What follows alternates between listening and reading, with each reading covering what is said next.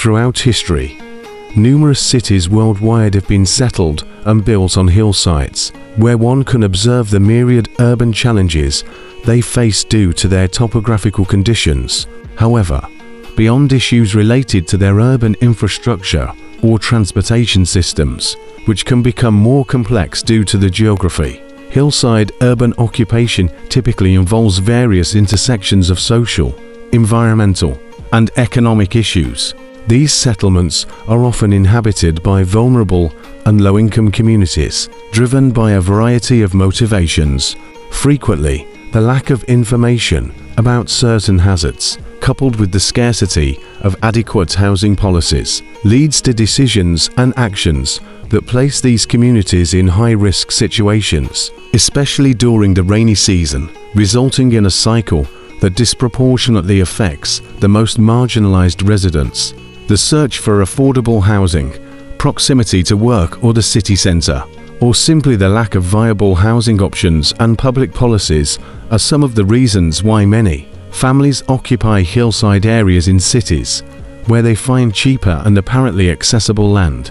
However, the irregular and often unstable topography makes it difficult to build safe and stable housing, and communities that settle in these areas often face difficulties accessing basic services, such as clean water, electricity, and sanitation. In addition, the lack of adequate infrastructure, such as roads and drainage systems, also exacerbates the challenges faced. During rainy periods, the risks associated with hillside occupation become even more evident and difficult. Heavy rains saturate the soil, significantly increasing its instability and making slopes prone to landslides and erosion. Removing natural vegetation to make way for construction and infrastructure contributes to biodiversity loss and environmental degradation, and increases soil impermeability and surface runoff.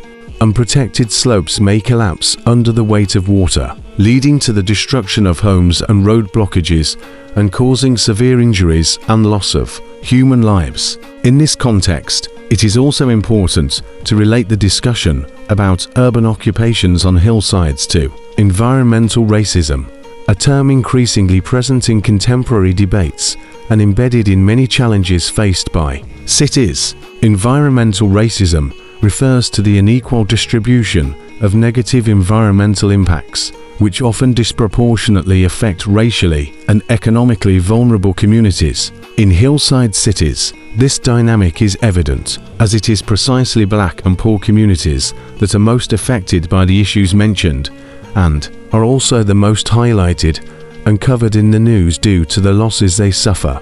According to a piece by Fernanda Rosario, published in the communication agency Alma Preta, this racism is also reflected in the lack of development of public and environmental policies and is evident in the absence of enforcement of laws and regulations that protect vulnerable populations, as well as in environmental conservation measures that disregard the sustainable and ancestral management practices of traditional peoples who are the main custodians of biodiversity. The populations most impacted by environmental racism include Quilombola communities, fishing communities, indigenous peoples, riverine dwellers, residents of peripheral areas, Black individuals, and other traditional groups and communities. These people are often threatened by the risk of contamination, collapse, dam breaches, agribusiness invasions, and the effects of climate change, among other factors. It is essential to recognize the need to address the structural inequalities that perpetuate environmental racism in cities.